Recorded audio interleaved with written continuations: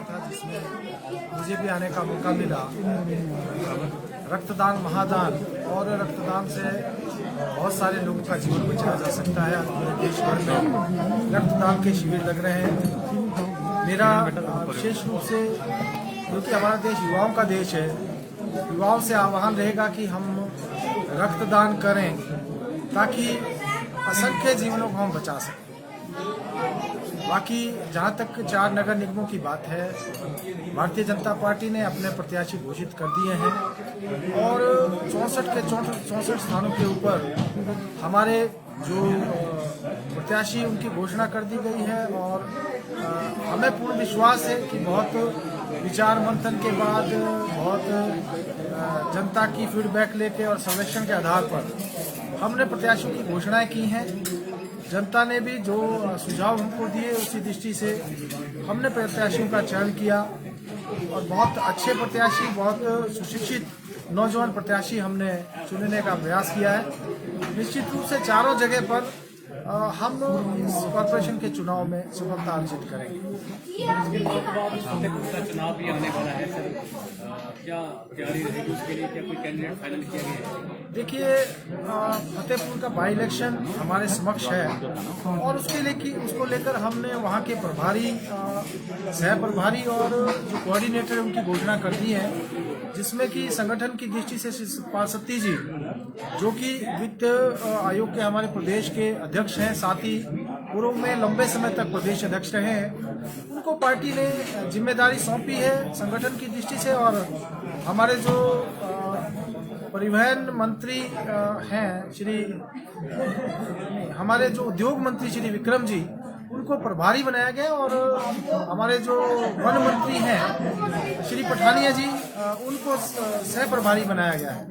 उस दृष्टि से हम आगे बढ़ रहे हैं। वहाँ की हमारी टीम, उसका हमने गठन कर दिया है, चाहे प्रभारी हैं, सह प्रभारी हैं या पार्टी की ओर से, संगठन की ओर से प्रभारी, इस दृष्टि से हमने लगा दिए हैं और नीचे तक का कार्य भी हमारा प्रारंभ हो गया है। चाहे उसमें हमारे मंडल की बैठकें हैं, हमारे बूथों की बैठकें हैं, हमारे ग्राम केंद्रों की बैठकें हैं और हम पूरी तैयारी के साथ फतेहपुर के लिए भी लगे हैं। निश्चित रूप से उसमें भी हम कामयाब होंगे।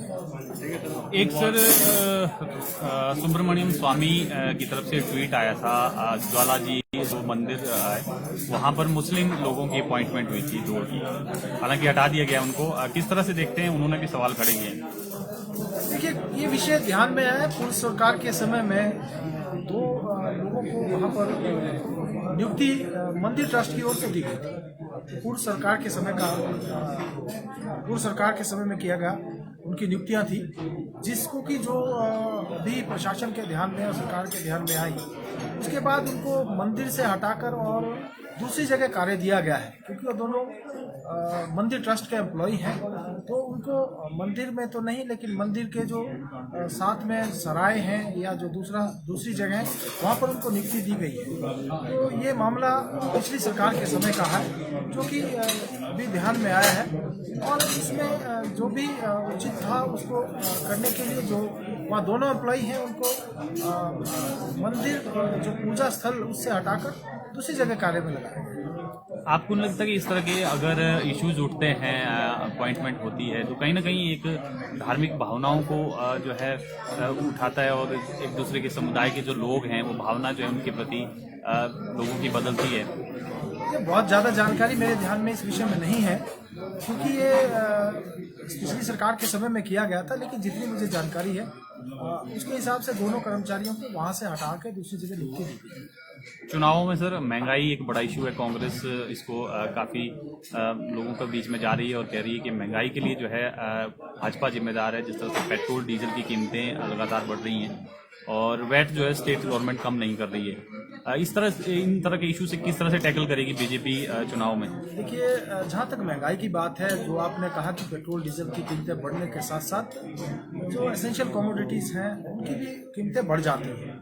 लेकिन जहाँ तक पेट्रोल डीजल की बात हम करें, ये क्योंकि हम बाहर से आयात करते हैं और वैश्विक स्तर पर जिस प्रकार से उसमें उतार चढ़ाव आते रहते हैं उसका इफेक्ट हमारे देश के ऊपर भी पड़ता है।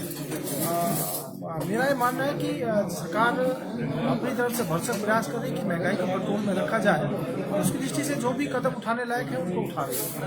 जिस तरह से नगर निगम चुनाव में पालमपुर की बात करें तो पालमपुर विधायक ने कहा है मुठेर जी ने कि जो है बीजेपी गुंडागर्दी कर रही है, वहाँ पे कर्मचारी को धमका रही है, साथ साथ फर्जी बोर्ड वहाँ पे काफी जो है बीजेपी द्वारा बनाई जा रही है। देखिए, जहाँ तक नगर निगम चुनाव की बात है, निश्चित रूप से पालमपुर है, धर्मशाला है, सोलन है या मंडी है, हम चारों जगह जीत रहे हैं। और कांग्रेस पार्टी जो इस समय बिखरा हुआ कुनबा है, उनके पास कहने के लिए कुछ नहीं, हताशा में बयानबाजी कर रहे हैं, उनको अपनी हार अभी से दिख रही है। वो इस हताशा के कारण ही चाहे पालमपुर की बात हम करें या दूसरी जगह की बात करें, उनको लगता है कि अब इनको हार रहे हैं तो कुछ ना कुछ उनको हताशा में बयानबाजी फर्जी वोटर वरिष्ठ है कि फर्जी वोटर है जो बीजेपी के हैं, फर्जी वोटर एक ही परिवार से एक बंदे के दो वोटें बनती है, इस तरह ये ऐसा आरोप लगाना बहुत ही है।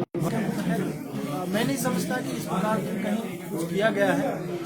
उनको ऐसा लग रहा है कि पालमपुर जो है नगर निगम है, क्योंकि भारतीय जनता पार्टी ने वहाँ नगर निगम बनाया है और निश्चित रूप से लोग वहाँ की जनता इससे खुश है और भारतीय जनता पार्टी को उसमें जीत मिलेगी, तो अभी से उन्होंने अपनी हार को स्वीकार कर लिया।